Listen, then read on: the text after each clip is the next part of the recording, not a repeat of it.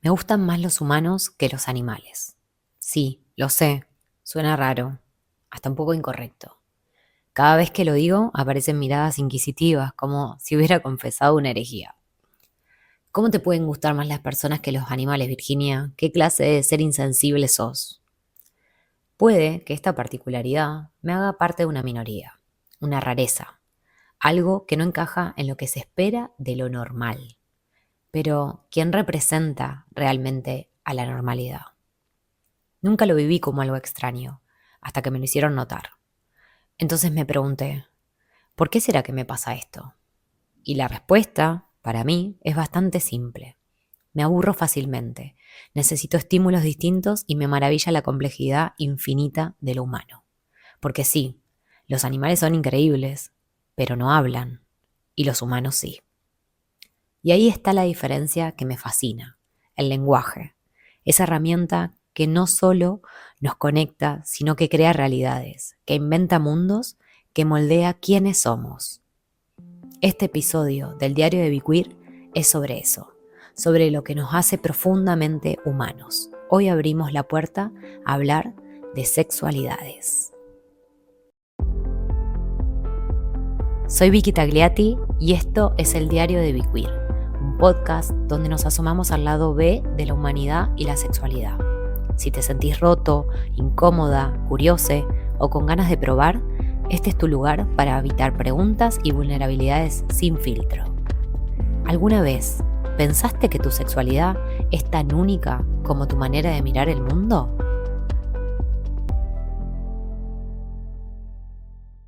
Hola Genchi, ¿cómo están? ¿Qué tal todo por ahí? ¿Cómo está yendo su semana? Por acá muy bien.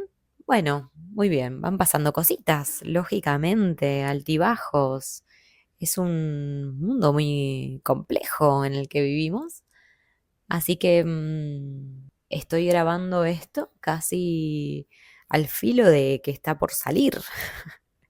Y no suelo trabajar mucho bajo presión. Pero bueno, a veces la vida, vieron que no es todo tan lineal y no nos podemos permitir el lujo de planificar y de poder organizarnos tan bien nuestros horarios. Así que yo espero poder darles todo lo mejor en este podcast porque creo que es uno de los fundamentales que voy a grabar. Hay algo, un objetivo muy claro en este episodio y es que comprendamos la complejidad que tiene la sexualidad en las personas. A mí me pasa algo re loco, que yo a la sexualidad la viví siempre con mucha naturalidad. O sea, sin tanto tabú, sin tanto silencio. Pero bueno, también fui entendiendo con el paso de los años y cada vez que quizá lo hice más consciente, que la mayoría de personas incluso no saben lo que significa sexualidad, ¿no? Al punto ya de llevarlo a algo más reduccionista, que es a, a utilizarlo como un sinónimo de sexo. Y me encontré a lo largo de mi vida con que la sexualidad estaba llena, pero llena de mandatos, de vergüenzas, de silencio, de obstáculos que hacen que no podamos acercarnos o que nos alejen del deseo y del disfrute. Y bueno, por eso también es este espacio, ¿no? Nace frente a esa necesidad de poner en palabras lo que no se nombra y poder darle otro sentido a la narrativa que tenemos alrededor de la sexualidad. ¿Por qué la sexualidad sigue siendo tabú? ¿No? O sea, ¿por qué en sus casas, por ejemplo, no se hablaba de esto? ¿Por qué nos da vergüenza? ¿O por qué lo hablamos en voz bajita como si fuese algo prohibido?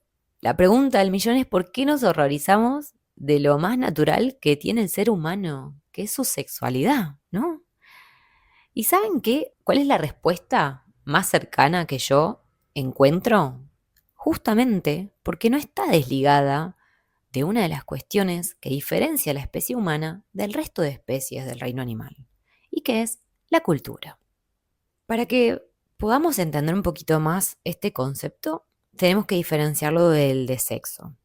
Cuando hablamos de sexo, tenemos que pensar en los genitales, pensamos en el pene, pensamos en las vulvas, pensamos en las hormonas que componen al ser humano, pensamos también en los cromosomas que hacen la diferenciación sexuada de las personas. Y también, obviamente, hablamos de la práctica en sí. Pasa que la sexualidad es mucho más amplia. La Organización Mundial de la Salud lo va a definir como un aspecto central de las personas, de la vida de las personas, ¿sí? Y que es inherente a las personas. ¿Qué quiere decir esto? Que nosotros nacemos, bueno, antes, desde el nacimiento, ya tenemos sexualidad. Y que hasta el día de nuestra muerte vamos a tener sexualidad. Y no así sexo, ¿no? No así sexo si lo interpretamos como la práctica sexual. Es mucho más amplio porque también incluye el sexo, pero incluye a las identidades, a los papeles de género, los roles que tomamos las personas cuando hablamos de mujeres, de hombre, ¿quiénes son, no? Para nosotros, las mujeres, los hombres, ¿qué representan? Habla también de sexualidad, la incluye dentro del erotismo, ¿no? El erotismo, el placer, la intimidad, la reproducción, la orientación sexual. Bueno, todo eso son componentes de la sexualidad. Pero hay algo muy importante acá que yo quiero recalcar, y es que la sexualidad está mediada por la cultura y sobre todo por el lenguaje. Y ahí es donde aparecen los mandatos, las normas, los miedos, los tabús, el poder, el control. Pero también no nos podemos olvidar que de ese lenguaje aparecen los deseos, las fantasías y lo que consideramos atractivo, deseable o no deseable, ¿no? Entonces, cuando hablamos de sexualidad en humanos, nunca podemos dejar de contextualizar. O sea, no es lo mismo hablar, por ejemplo, de placer, de deseo, vínculos en un país occidental a un país oriental. No es lo mismo hablar de sexualidad en una familia religiosa que en una familia laica, es decir, que no tiene una religión, que no practica una religión en particular. O no es lo mismo hablar de sexualidad en una pareja heterosexual que en una pareja queer, por ejemplo. Entonces, a mí me gusta muchísimo referirme a sexualidades en plural, porque existen tantas como personas hay en el mundo, ¿no? Y también quiero contarles que dentro de la sexología, que es la disciplina que estudia a la sexualidad, la estudia desde una perspectiva biopsicosocial, ¿sí? Porque integra estas tres dimensiones que siempre van a ir entrelazadas. Cuando hablamos de bio, hablamos de biológica, ¿sí? Un poco lo que tiene que ver con los cuerpos, con los genitales, ¿sí? Las hormonas, el sistema nervioso, la respuesta sexual, pero no lo explica todo, ¿no? Después tenemos un componente también psicológico. Ahí incluye cómo pensamos, cómo sentimos nuestra sexualidad. Podemos hablar también de la autoestima, de la historia personal, de las emociones, nuestras creencias, los aprendizajes que tuvimos desde que somos muy peques, gente, ¿no?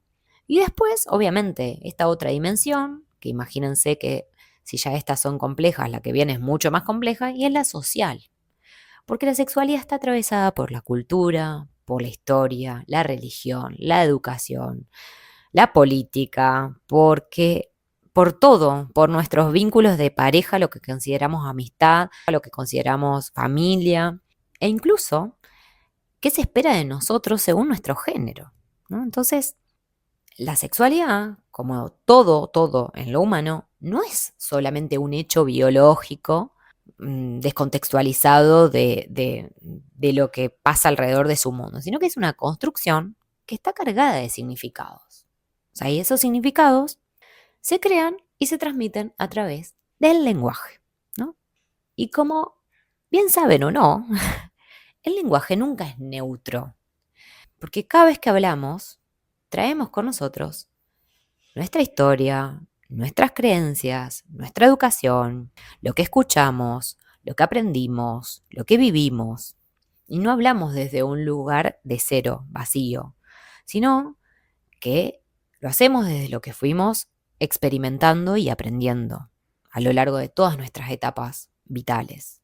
Desde ese lugar, ¿no? Desde donde aprendimos a través del lenguaje, empiezan a nacer las representaciones mentales, que son esas imágenes, ideas, conceptos que tenemos sobre el mundo.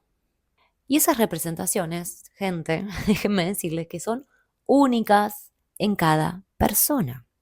A ver, vamos a hacer un ejercicio muy fácil. Si yo en este momento te digo que pienses en un hombre, probablemente a vos se te venga a la cabeza una imagen de alguien en particular y es una imagen que refleja todo tu recorrido por la vida, todo lo que vos aprendiste que era ser hombre en la vida, las personas hombres que están representadas en tu cerebro, ¿no? Entonces va a ser muy distinta de la que tengo yo y de la que tienen las otras personas. Eso significa que cada uno arma su propia realidad a partir de su contexto, ¿no? De lo que cree, de cómo percibe el mundo. Entonces, ¿qué pasa? Que esto en sexualidad se nota muchísimo, porque lo que para alguien puede ser deseable, placentero o normal, para otra persona puede ser incómodo, puede generarle vergüenza, puede ser inaceptable. Y no porque una persona tenga razón y la otra no, sino porque cada una de esas experiencias va a estar mediada por sus propias representaciones internas. ¿Sí?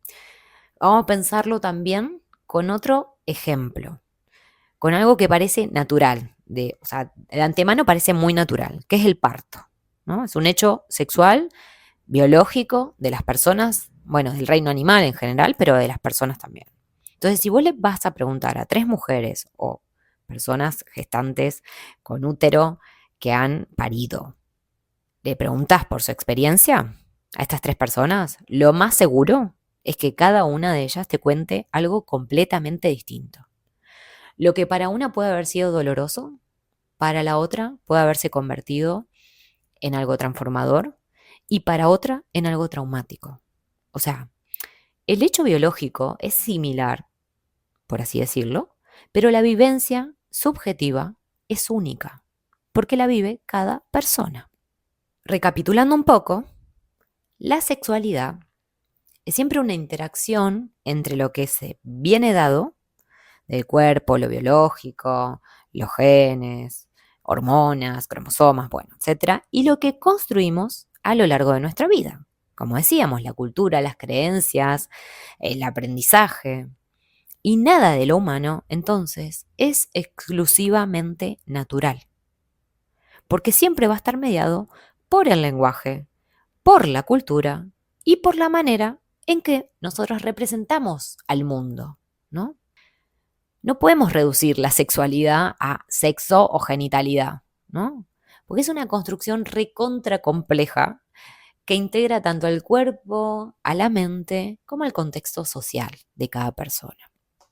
Al final, cada persona vive una mirada única de la realidad, o sea, creada a partir de su propia percepción. Y todo eso va a ser a esa constitución subjetiva de una persona. Entonces, imagínense la cantidad de combinaciones que pueden derivar de esas 3 dimensiones que mencionamos de sexualidad. Y desde ese lugar es que surgen las particularidades, que lejísimos, pero lejísimos de ser un problema, lo que hacen es enriquecer la diversidad sexual humana. También podemos llamar sexualidad a un montón de conjuntos de condiciones, por ejemplo, estructurales, fisiológicas, socioculturales, comportamentales, que nos van a posibilitar que nosotros ejerzamos la función sexual. Y ahora entonces nos vamos a preguntar, ¿para qué sirve la sexualidad en la vida de las personas? ¿Qué se nos va a venir primero a la cabeza? Adivina, adivinador, y tengo todos los numeritos que van a decir la mayoría de personas. ¿Lo mismo? La reproducción. Y sí, sí, no deja de ser una de las cuestiones fundamentales de los seres humanos la reproducción, porque queremos seguir, ¿no? Perpetuando nuestra especie. Pero, en realidad, la sexualidad cumple muchísimas más funciones que atraviesan toda la existencia humana, ¿no? Dentro de la función biológica, podemos hablar, sí, de la reproducción, pero también del placer, del funcionamiento del cuerpo, de cómo se pueden estar involucrando, interaccionando hormonas, los órganos sexuales, las sensaciones del cuerpo. También tenemos la función psicológica, que implica conectarse con el deseo, con la autoestima, la imagen que tenemos de nosotros mismos, conformar una identidad a partir de la sexualidad. Es decir, que incide en cómo nos vamos a sentir con nuestro cuerpo, con nuestra intimidad, y también favorece la regulación emocional y la reducción del estrés. Hay también una función muy social y relacional porque nos permite vincularnos, nos permite generar contacto, fortalecer los lazos afectivos, poder tener intimidad con otros, facilitar la comunicación, la complicidad, la confianza con nuestros vínculos, pero también está atravesado de un montón de normas sociales, de mandato, de la educación, y tiene una función, ¿no? De alguna u otra manera, de generar un cierto control, un cierto orden en la sociedad. Hay otra función que creo que es la que a mí más me encanta y que es la del autoconocimiento. O sea, la sexualidad es para descubrir quiénes somos y qué nos gusta, qué deseamos, cuáles son nuestros límites, poder experimentar, poder crear a través de la sexualidad. Es una vía de construcción, chiquis, inmensa, o sea, de identidad, de expresión, de autenticidad. No nos podemos olvidar de esta pata fundamental de las sexualidades. Y después, ni hablar de la del disfrute y de la que nos genera bienestar. El placer es en sí mismo un derecho humano y la sexualidad saludable se vive como una fuente de disfrute, de vitalidad, de motivación, ¿no? Bueno, al menos estaría bueno que lo podamos pensar desde ese lugar también. Ahora, ¿qué pasa? Que la sociedad actual nos sigue marcando una vara de lo que está bien y de lo que está mal en relación a la sexualidad. Entonces, ¿qué nos pasa? Que pensamos en sexualidad desde lo que se espera, lo que se aplaude, lo que al final se condena y se castiga. Y yo a eso lo suelo llamar la sexualidad oficial. O sea, esa es la que dicta la norma, la que dice cómo deberíamos actuar y cómo deberíamos habitar el mundo. O sea, son esos principios o estándares que socialmente están consensuados, ¿sí? Y que guían nuestra manera de actuar y comportarnos. Pero esa sexualidad oficial es la que la gran mayoría de veces nos genera muchísimo malestar, porque nos obliga a encajar y cuando no encajamos en ese molde, ¿qué aparece? Aparece la culpa, aparece la vergüenza, aparece el silencio, el miedo. Y a mí se me viene un poco a la cabeza, ¿no? Un ejemplo muy básico, una metáfora basiquísima, pero el típico juego ese de niños, niñas, niñez, en el que tienen formas geométricas y hay que intentar encajar alguna de esas formas geométricas en un molde. Entonces, un cuadrado nunca va a encajar en un círculo, ¿no? Y yo me pregunto, ¿por qué debería encajar un cuadrado en el círculo? ¿No? ¿Por qué? En vez de cambiar la forma del cuadrado a todos círculos, no hacemos un molde donde haya varias formas geométricas. Le hace esta metáfora como mucho más compleja de lo que es, ¿no? Pero para que llevarlo a algo tan simple como eso, o sea, queremos hacer encajar o queremos nosotros encajar en un molde que, chicos, es homogéneo. No existe eso en la gran diversidad de las sexualidades humanas. ¿Por qué? Porque, como les dije, hay tantas sexualidades como personas en este mundo. Y cada experiencia va a estar atravesada por todo lo que traemos. Pero, sobre todo, traemos mandatos. También quiero que pienses un poco, ¿no? En tu historia personal y reflexiones sobre qué mandatos sobre sexualidad todavía sentís que te pesan o sentís que están ocupando un lugar muy grande de tu vida al punto que no te dejan ser y hacer. Yo te invito a reflexionar, ya que pienses, ¿cuál fue tu escuelita de educación sexual y afectiva? ¿No? Porque esto es re importante. La mayoría de personas crecimos con una educación sexual nula. O sea, ¿de dónde aprendimos? Y aprendimos de la tele, aprendimos de alguna película porno, de lo que escuchábamos de los pasillos de la escuela, de la historia de una amiga que vivió algo y que nos contó. Eso en referencia muchas veces a las prácticas sexuales, pero después en relación a toda la complejidad de la sexualidad, a nuestra relación con el cuerpo, con nuestras emociones, a la posibilidad de vincularnos con otros a través de la comunicación, de las relaciones humanas. O sea, no aprendimos en ningún lado. Esa escuelita no existió. O sea, por favor, que abran más escuelas de esas. Básicamente, lo que nos pasa es que toda esa falta de conocimiento deja muchas marcas. Deja miedo, deja vergüenza, deja también muchísima desinformación y crea muchísimos mitos alrededor de la sexualidad. Quiero que piensen también que cuando hablamos de la terapia sexual, por ejemplo, no es solamente para resolver un problema en la cama X porque, bueno, hay algo acá que me genera incomodidad o un malestar. No, porque no es solamente que el cuerpo funcione o hay que saber hacer algo, sino que todo lo que ya cargamos encima nos viene a determinar muchas veces lo que hacemos o dejamos de hacer, ¿no? Y todo eso se va entrelazando con nuestro deseo, con nuestro placer, con nuestro bienestar sexual, aunque muchas veces no nos demos cuenta, pero ya está dentro de nosotros, ya forma parte muchas veces de nuestra cotidianeidad. Entonces lo que en realidad hacemos en la terapia sexual es revisar lo que aprendimos, es poder elegir creencias que ya no nos sirven y cambiarlas por otras. Nos da la posibilidad de poder reconectar con nuestro cuerpo desde el placer, no desde la exigencia. Nos permite también mejorar la comunicación, o sea, con nuestros vínculos, porque muchas veces, si estamos hablando de vínculos sexoafectivos, o sea, no nacen los conflictos desde el sexo, sino de cómo no nos estamos hablando, porque es así, muchas veces ni siquiera nos estamos comunicando con el otro. La idea es vivir la sexualidad como una parte de nuestro bienestar general, que forme parte de nuestra salud integral, no como un hecho aislado, sino como algo que también nos conforma a nosotros como seres humanos, ¿no? Porque la sexualidad atraviesa quiénes somos, cómo nos vinculamos, cómo nos sentimos en el mundo. Y cuanto más la entendamos y la habitemos, más libres vamos a poder vivir.